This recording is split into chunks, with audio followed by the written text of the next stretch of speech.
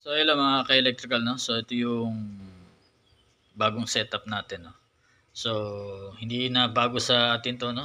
Nakikita na rin natin 'to sa mga ibang DIY solar vlogger, no?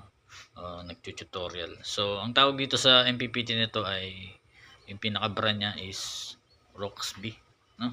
Hindi ako nagkakamali.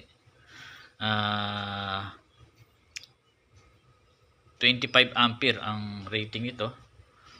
As per maker, yung manufacturer, no, pwede sa 440 watts na solar panel, no, single. So pwede ring 100, apat na 100 or tatlong 120, no, basta wag kang lalampas do sa 400 watts na solar panel. At pwede dito 'yon, no. So ang input